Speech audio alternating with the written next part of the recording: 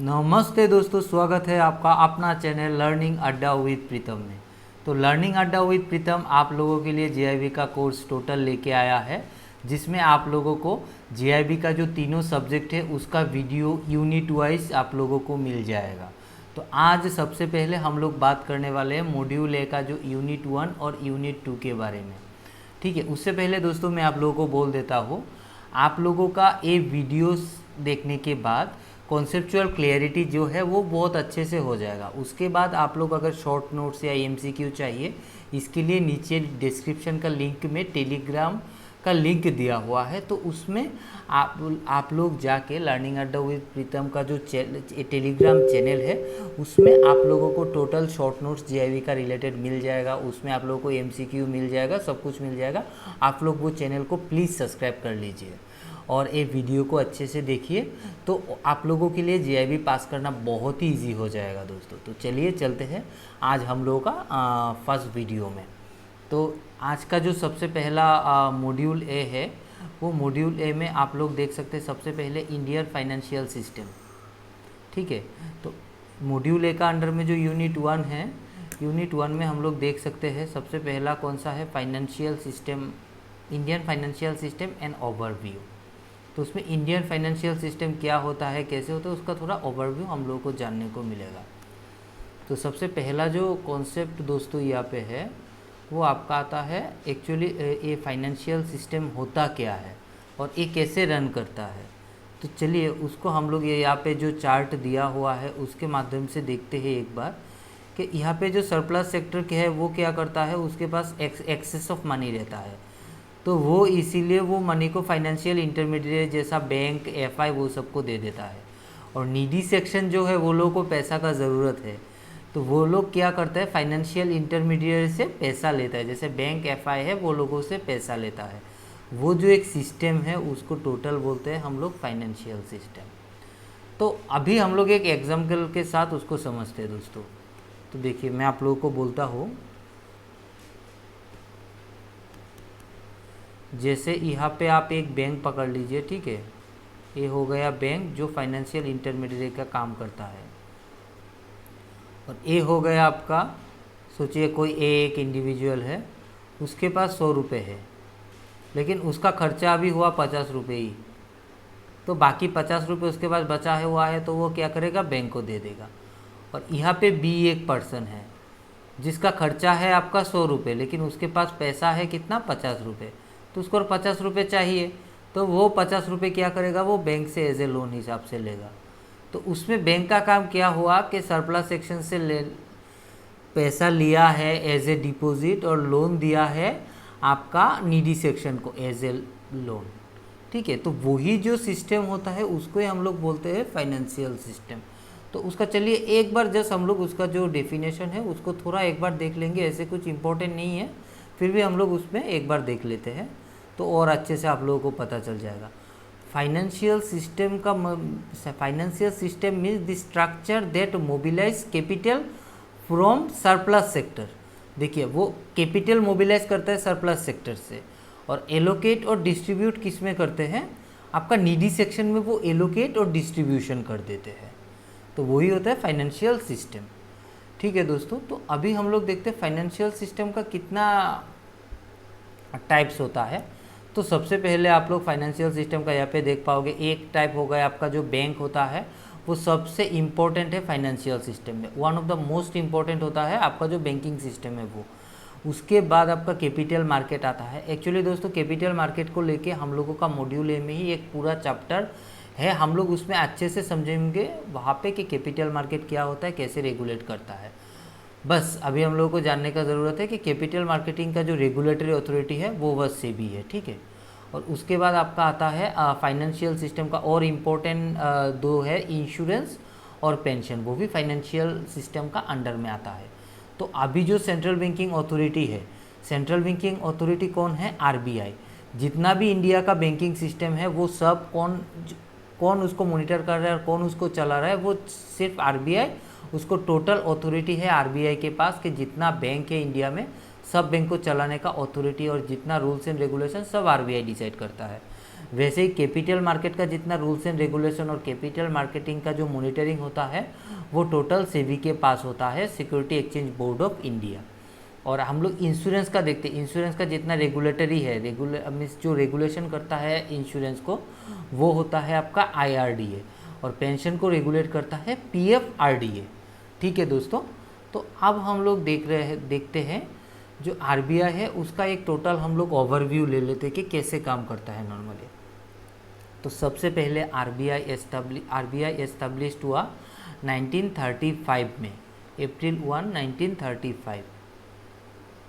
तो ये जो एस्टेब्लिशमेंट हुआ वो किसके बेसिस में हुआ? RBI एक्ट एक पास हुआ था 1934 में, वो भी मीन्स इंडिया का इंडिपेंडेंस का पहले। ये RBI एक्ट जब पास हुआ, उसी RBI एक्ट के तहत आपका ये जो RBI है उसको एस्टेब्लिश किया गया। ये जो 1934 RBI एक्ट है, इसको हम लोग लीगल का जो 3rd चैप्टर है उसमें अच्छे से पढ़ने वाले हैं। तो अभी हम लोग देख लेते हैं कैसे ऑर्गेनाइजेशनल स्ट्रक्चर RBI का कैसे होता है। तो RBI का सबसे मोस्ट हेड रहता है आपका गवर्नर। तो अभी दोस्तों गवर्नर कौन है RBI का? वो है शक्तिकांत दास।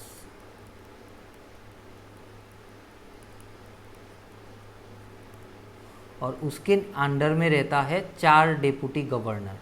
ठीक है, तो अभी 4 डेप्यूटी गवर्नर में TR शंकर है, वो जो रिसेंटली हुआ है, M राजेश्वर राव है, MD पात्रो है, और MK जैन है। ठीक है, वो ये जो गवर्नर और ये डेप्यूटी गवर्नर है वो यूनियन गवर्नमेंट के द्वारा नॉमिनेट किया जाता है। और उसके नीचे रहता है आपका director. There is total means आपका 16 नंबर ऑफ डायरेक्टर रहता है, जिसमें 12 डायरेक्टर यूनियन गवर्नमेंट के द्वारा नॉमिनेट किया जाता है, और बाकी जो 4 डायरेक्टर है वो अदर लोकल बॉडी जो है RBI का, वहाँ से उसको वो लोगों को नॉमिनेट किया जाता है। तो दोस्तों अभी हम लोग देखते हैं RBI का नॉर्मल एक फंक्शन क्या होता है। तो थोड़ा बहुत हम लोग फंक्शन के बारे में, एक एक फंक्शन के बारे में हम लोग थोड़ा बहुत बात कर लेंगे। तो उसमें सबसे पहले जो आता है देखिए क्या है, RBI को हम लोग बोलते हैं बैंकर्स बैंक। मीन्स बैंक जो है उसका बैंकर कौन है? RBI। जैसे आप अभी SBI हो गया, PNB हो गया, वो लोगों को कुछ अभी जैसे फंड का ज़रूरत पड़ा, वो लोगों को कुछ फंड शॉर्टेज है, तो वो फंड कौन प्रोवाइड करेगा? वो करेगा RBI। इसीलिए हम लोग RBI को बोलते हैं बैंकर्स बैंक। ठीक है, उसके बाद RBI का काम क्या होता है? Note issuing agency. As a note issuing agency RBI work करता है।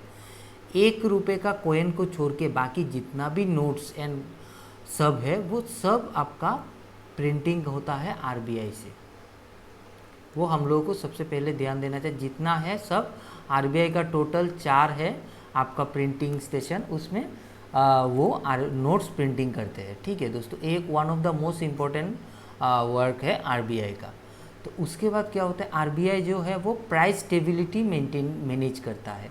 जैसे ऑल ओवर द इकोनॉमी में प्राइस स्टेबल है कि नहीं, क्योंकि देखा जाता है जो कंट्री का प्राइस स्टेबल होता है उसका डेवलप ज़्यादा होता है। तो इसीलिए हम लोग को प्राइस ज़्यादा अगर फ्लक्चुएशन करेगा तो नॉर्मल जो कंज्यूमर है उनके लोगों के लिए बहुत दिक्कत का सामना करना पड़ता है वो लोगों को। तो इसीलिए जो प्राइस स्टेबिलिटी है, RBI का डिफरेंट टाइप का इंस्ट्रूमेंट है, वो हम लोग आगे में उसका बात करने वाले हैं। उसके द्वारा RBI प्राइस स्टेबिलिटी को ठीक रखता है। उसके बाद जो और एक वर्क है आपका manage exchange rate and currency. हम लोग का जो फॉरेन करेंसी होता है, फॉरेन एक्सचेंज होता है, वो उसका मेन रेगुलेटर आपका RBI होता है। तो उसके बाद देखता है लेंडर टू लास्ट रिसोर्ट। एकदम जब सब बैंक के पास में पैसा खर्चा हो जाएगा, नहीं तो सब बैंक के पास में पैसा नहीं है लेकिन अभी लोन देके इकोनॉमी को बचा के रखना पड़ेगा, उसी time lender two of last resort का कॉन्सेप्ट आता है। और RBI को हम लोग इसीलिए lender two of last resort कहते हैं, क्योंकि उसी टाइम में RBI का जितना फंड है वो फंड देश का इकोनॉमी को बचाने के लिए लगता है। ठीक है, और उसके बाद आपका आता है बैंकर्स टू दी गवर्नमेंट। हम लोग का जो गवर्नमेंट है, सेंट्रल गवर्नमेंट है, स्टेट गवर्नमेंट है, उसका जो बैंकर्स होता है, जैसे स्टेट गवर्नमेंट, सेंट्रल गवर्नमेंट, बहुत टाइम वो लोगों का जो गवर्नमेंट सिक्योरिटी है, जैसे ट्रेजरी बिल वगैरह होता है, वो सब आपका RBI से ही वो लोगों को बीड होता है, सब कुछ होता है। इसीलिए हम लोग उसको बोलते हैं बैंकर्स ऑफ द गवर्नमेंट। और उसके बाद लास्ट में आता है आपका कंट्रोलर ऑफ क्रेडिट, ठीक है।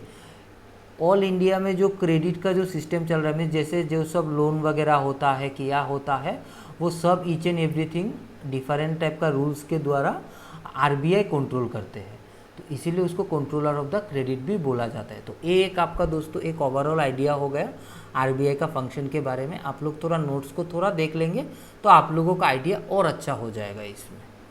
तो अभी हम लोग नेक्स्ट चलते हैं, ऑब्जेक्टिव क्या होता है आरबीआई का, जो मॉनिटरी पॉलिसी है, मॉनिटरी पॉलिसी का ऑब्जेक्टिव क्या होता है। तो सबसे पहले हम लोग देख पाते हैं उसमें सबसे पहले जो प्राइस स्टेबिलिटी, मैंने दोस्तों आप लोगों को बोला है आरबीआई बहुत सारा इंस्ट्रूमेंट है आरबीआई क्या, तो वो इंस्ट्रूमेंट देके आरबीआई क्या करता है, प्राइस स्टेबिलिटी का जो इकोनॉमी का प्राइस स्टेबिलिटी है उसको स्टेबल रखता है, प्राइस को ज़्यादा बढ़ने नहीं देता है, ज़्यादा गिरने नहीं देता है कोई भी सामान का। उसके बाद सेकेंड जो होता है आपका adequate flow of credit to productive sector, में जो हम लोग का प्रोडक्टिव सेक्टर है जिसमें कंट्री का इकोनॉमी जो है वो डिपेंड करता है, तो वो सब जगह में अच्छे से क्रेडिट फ्लो हो रहा है कि नहीं, उसमें अच्छे से एडवांस बैंक से मिल रहा है कि नहीं, वो सब चीज़ कौन देखता है, आरबीआई देखता है। वो one of the most important objective है आरबीआई का, ठीक है दोस्तों। उसके बाद फाइनेंशियल स्टेबिलिटी, जैसे एक कंट्री का फाइनेंशियल स्टेबिलिटी सेंट्रल बैंक में बहुत डिपेंड करता है। देखिए हम लोग अभी एक एग्जांपल से सोच सकते हैं, जिम्बाब्वे में कुछ दिन पहले बहुत फाइनेंशियल इंस्टेबिलिटी आया, वहाँ का जो आपका जो करेंसी है उसका कुछ भी वैल्यू नहीं था उस टाइम में, तो वो देश में पूरा बर्बाद हो गया वो फाइनेंशियल इंस्टेबिलिटी के वजह से। इसीलिए एक जो कंट्री का फाइनेंशियल स्टेबिलिटी वो बहुत ज़रूरी होता है, और उसका मेन दारोमदार रहता है आपका जो सेंट्रल बैंक है, और हम लोग का इंडिया का जो आरबीआई है उसके ऊपर में पूरा दारोमदार है फाइनेंशियल स्टेबिलिटी को मेंटेन करके रखने के लिए।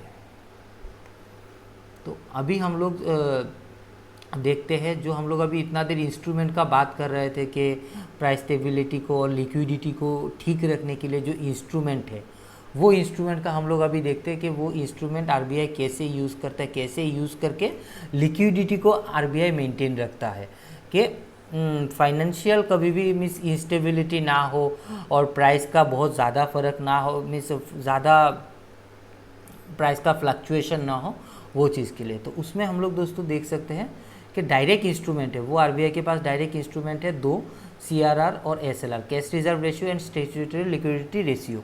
तो ये दोनों देके वो डायरेक्ट इंस्ट्रूमेंट की वजह से वो लिक्विडिटी को रखता है। उसके बाद इनडायरेक्ट इंस्ट्रूमेंट है LAF, repo, reserve repo, OMO, MSF, bank rate, MSS, वो सब को हम लोग नीचे में अच्छे से डिस्क्राइब करके एग्जाम्पल के साथ समझने वाले हैं।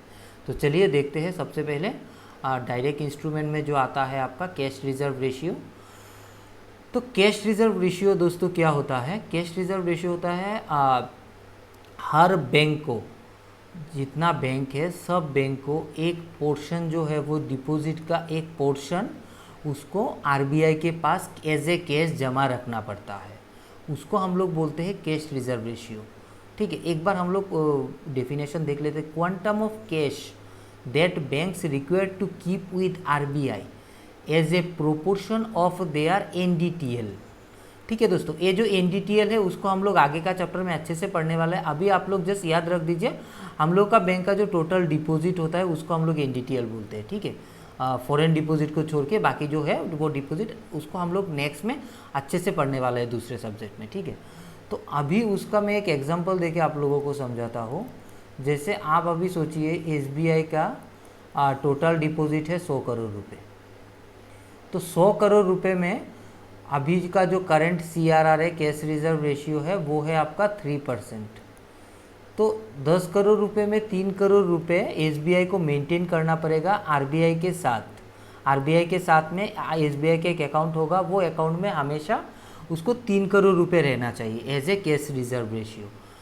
तो अगर एसबीआई वो कैश रिजर्व रेशियो को वो मेंटेन नहीं रखते तो उसका क्या हो सकता है, उसका पेनल्टी देना पड़ेगा। जैसे यहाँ पे देखिए 95%, ठीक है, 95% अगर वो कम होगा, जैसे अभी समझिए कि 3 करोड़ रुपए उसको देना है, टोटल डिपॉजिट है 100 करोड़, उसमें 3 करोड़ जमा करना है, तो 3 करोड़ में वो क्या किया 2.8 2.80 करोड़ वो आरबीआई का सीआरआर का जो अकाउंट है उसमें रख दिया बस। तो उसके लिए उसका क्या हो सकता है, एक दिन में जब रहेगा वो जो बैंक रेट होता है उससे 3% ज़्यादा करके उसको इंटरेस्ट पेमेंट करना पड़ेगा, उससे पेनल इंटरेस्ट उसको देना पड़ेगा एसबीआई को, एसबीआई को देना पड़ेगा। ठीक है दोस्तों, और ये जो शॉर्टफॉल है ये अगर नेक्स्ट दिन भी कंटिन्यू किया तो वो जो बैंक रेट प्लस 5% एसबीआई को पे करना पड़ेगा। तो ये एक हो गया आपका total cash reserve ratio. Cash reserve ratio क्या होता है, ये आपको मेंटेन करके हमेशा आरबीआई के साथ रखना पड़ता है। अभी हम लोग देखते हैं एसएलआर जो होता है स्टैट्यूटरी लिक्विडिटी रेशियो। ठीक है, एसएलआर में क्या होता है दोस्तों, देखिए एसएलआर में होता है हम लोग का जो डिपॉजिट होता है, टोटल डिपॉजिट, उसका और एक परसेंटेज जैसे लिक्विड एसेट। लिक्विड एसेट मतलब क्या है, जिस चीज़ को हम लोग जल्दी से कैश होता है, नहीं तो जिस चीज़ को हम लोग जल्दी से कैश में उसको कन्वर्ट कर पाएंगे। जैसे यहाँ पे आपका 3 है, cash, gold, investment in specific instrument. Gold को हम लोग बहुत जल्दी कैश में उसको कन्वर्ट कर पाएंगे, और जैसे स्पेशल इंस्ट्रूमेंट है लाइक गवर्नमेंट सिक्योरिटी, ये सब को भी बहुत जल्दी वो लोग लिक्विड हो जाता है। तो ऐसा जो लिक्विड एसेट है बैंक को टोटल अपना डिपॉजिट का कुछ एक परसेंटेज, ठीक है, वो ऑलरेडी आरबीआई डिसाइड करता है कितना परसेंटेज रहेगा, क्या रहेगा, वो परसेंटेज को हमेशा बैंक के पास खुद के पास रखना है। ऐसा नहीं है कि जैसे हम लोग क्या देखा था सीआरआर में, वो आरबीआई के पास बैंक कितना पैसा दे देता है उसके अकाउंट में रहता है। जैसे मैंने पहला एग्जांपल में बोला था 3 करोड़ रुपए एसबीआई का आरबीआई का अकाउंट में पड़ा हुआ है। ठीक है, लेकिन यहाँ पे दूसरा बात होता है। यहाँ पे क्या होता है दोस्तों, ये जो लिक्विड एसेट है वो बैंक को अपने खुद के पास मेंटेन रखना पड़ता है हमेशा।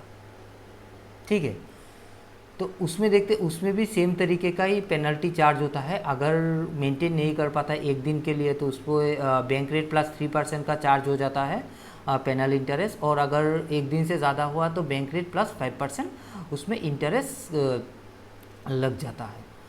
तो अभी चलिए हम लोग ये होता है आपका डायरेक्ट इंस्ट्रूमेंट, ये आरबीआई के पास है।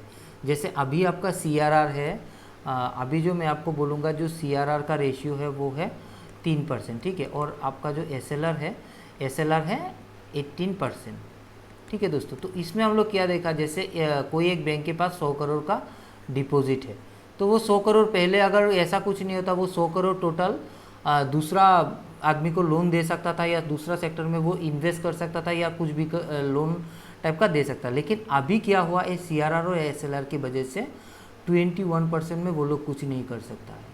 21% को छोड़ के जो 79% है वही अमाउंट में वो लोगों को लोन देना है और एडवांस एलोकेट कर देना है। ठीक है दोस्तों, तो वो होता है आरबीआई के पास डायरेक्ट इंस्ट्रूमेंट जिससे आरबीआई लिक्विडिटी को ये कर सकता है। जैसे अभी लिक्विडिटी बहुत ज़्यादा है तो सीआरआर को वो लोग इंक्रीज़ कर देगा, तो क्या होगा, उसमें लिक्विडिटी एब्जॉर्प्शन होगा। सीआरआर को इंक्रीज़ करेगा तो बैंक का ज़्यादा पैसा आरबीआई में चला आएगा, ज़्यादा पैसा आरबीआई में आएगा तो वो लोगों को लोन नहीं मिलेगा, और लोगों को लोन नहीं मिलेगा तो कैश फ्लो कम होगा, तो लिक्विडिटी ऑटोमेटिक कम हो जाएगा। और उसका रिवर्स हो गया, इन केस ऑफ आपका लिक्विडिटी को इंजेक्ट करना है तो सीआरआर का जो पोर्शन है और एसएलआर का जो परसेंटेज है उसको आरबीआई कम कर देगा। तो अभी हम लोग देखते हैं जो इनडायरेक्ट इंस्ट्रूमेंट उसमें क्या होता है। ठीक है, तो इनडायरेक्ट इंस्ट्रूमेंट में सबसे पहले आपका आता है एलएएफ, मतलब लिक्विड एडजस्टमेंट फैसिलिटी। तो उसमें क्या है, उसमें आरबीआई कैसे इंजेक्ट करता है लिक्विडिटी और कैसे एब्जॉर्ब करता है लिक्विडिटी, उसके बारे में हम लोगों को थोड़ा देख लेना है।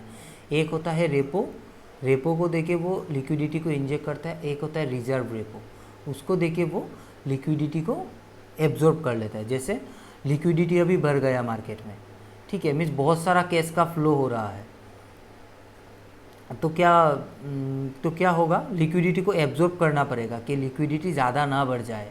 ठीक है, तो उसके लिए बैंक क्या करेगा, रिजर्व रेपो का यूज़ करेगा। आरबीआई क्या करेगा, बैंकों को बोलेगा आप लोग मुझको इतना पैसा दीजिए, आप लोगों का एज ए लोन आरबीआई बैंकों से पैसा ले लेगा। तो बैंकों के पास पैसा खत्म होगा तो एडवांस देना बंद हो जाएगा बैंक का।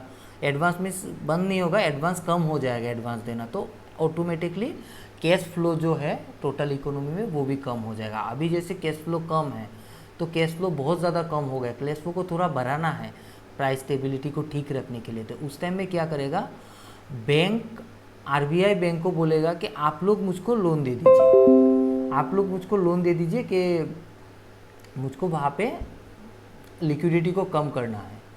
ठीक है दोस्तों, तो उसके बाद हम लोग देखते हैं रिजर्व रेपो रेट क्या होता है। ये जो इंटरेस्ट में आरबीआई, जो इंटरेस्ट में बैंक आरबीआई से पैसा बोरो करता है उसको हम लोग बोलते हैं रेपो रेट। ठीक है, और रिजर्व रेपो क्या होता है, जो इंटरेस्ट में आरबीआई बैंकों से पैसा बोरो करता है वही हम लोग बोलते हैं रिजर्व रेपो रेट। तो उसके बाद और एक चीज़ आ गया आपका OMO, ओपन मार्केट ऑपरेशन। ठीक है, उसमें क्या होता है गवर्नमेंट सिक्योरिटी जो है, जैसे अभी लिक्विडिटी बहुत बढ़ गया, लिक्विडिटी आपका बहुत हाई है। ठीक है, तो उस टाइम क्या करेगा गवर्नमेंट उस टाइम में पैसा उसका जो सिक्योरिटी है उसका सिक्योरिटी बेच देगा। उसका सिक्योरिटी बेच के क्या करेगा, जितना पैसा है वो गवर्नमेंट का अंडर में ले जाएगा। तब क्या होगा, ऑटोमेटिक कैश फ्लो कम हो जाएगा मार्केट में। ऑटोमेटिक कैश फ्लो कम हो जाने की वजह से ऑटोमेटिक लिक्विडिटी कम हो जाएगा। और जैसे अभी लिक्विडिटी आपका बहुत कम है तो वो क्या करेगा, अपना जो गवर्नमेंट सिक्योरिटी आदमी लोगों के पास है वो ले लेगा और वही लेने के बदले वो लोगों को कैश दे देगा। तो क्या होगा, ऑटोमेटिक आपका liquidity plus cash flow economy में बढ़ते जाएगा। तो वो होता है आपका टोटल ओपन मार्केट ऑपरेशन। ठीक है दोस्तों, उसके बाद हम लोग देखते हैं MSF, marginal standing facility. Marginal standing facility में क्या होता है, आपका कॉमर्शियल बैंक जो होता है वो एक रात, कॉमर्शियल बैंक जो होता है वो एक रात के लिए मिस एक दिन के लिए वो लोग बोरो करता है कहीं से, मिस दूसरा कोई बैंक से नहीं तो किसी से वो लोग बोरो करता है। लेकिन जो बोरो करता है वो 2% ऑफ देयर NDTL जो है वो लोग का जो डिपॉजिट है उसका 2% ही वो लोग बोरो कर सकता है। वो भी आपका जो रेपो रेट है उससे 100 बेसिस मीन्स 1% ज़्यादा से। अगर रेपो रेट आपका 5.8 होगा तो वो जो बोरो करेगा MSF में वो होगा 6.8 में। ठीक है दोस्तों, तो बैंक, उसके बाद हम लोग देखते हैं बैंक रेट। बैंक रेट में क्या होता है, बैंक रेट में होता है उस टाइम में आरबीआई क्या होता है, जो आरबीआई जितना इंटरेस्ट रेट में आपका बिल ऑफ एक्सचेंज बाई करता है नहीं तो रीडिस्काउंट करता है उसको हम लोग बैंक रेट बोलते हैं। तो ये जो रीडिस्काउंट होता है और ये जो बाई होता है बिल ऑफ एक्सचेंज, ये लोग हम लोग अच्छे से ये सब लीगल का जो पेपर है उसमें पढ़ने वाले हैं। अभी के लिए आप जस्ट इतना ही याद रख दीजिए कि बिल ऑफ एक्सचेंज बाई और रीडिस्काउंटिंग में जो रेट लगाता है उसको हम लोग बैंक रेट बोलते हैं। ठीक है दोस्तों, अभी आता है आपका market stabilization scheme. Market stabilization scheme में वो कुछ आपका OMO जैसा था, ओपन मार्केट ऑपरेशन, उसके जैसा ही है। उसमें भी गवर्नमेंट क्या करता है, अपना जो एक्सेस लिक्विडिटी को कम करने के लिए वो लोग गवर्नमेंट सिक्योरिटी बेच देते हैं। गवर्नमेंट सिक्योरिटी को बेच के वो जो एक्सेस लिक्विडिटी है उसको वो लोग एब्जॉर्ब कर लेते हैं, मीन्स कैश को एब्जॉर्ब कर लेते हैं। उसका मतलब वो लोगों का कैश फ्लो ऑटोमेटिक कम हो जाता है। तो ये हो गया टोटल इंस्ट्रूमेंट के बारे में। तो दोस्तों वीडियो थोड़ा बड़ा हो गया क्योंकि आप लोगों को अच्छे से एक्सप्लेनेशन देना था। ठीक है दोस्तों, थैंक यू। आप लोगों को ये नोट्स टोटल मिल जाएगा डिस्क्रिप्शन का लिंक में, मैं PDF उसका वहाँ पे प्रोवाइड कर दूँगा। और आप लोग लर्निंग अड्डा विद प्रीतम को सब्सक्राइब कर लीजिए आप लोगों का नेक्स्ट जितना भी JIV का रिलेटेड वीडियो है वो देखने के लिए। थैंक यू दोस्तों।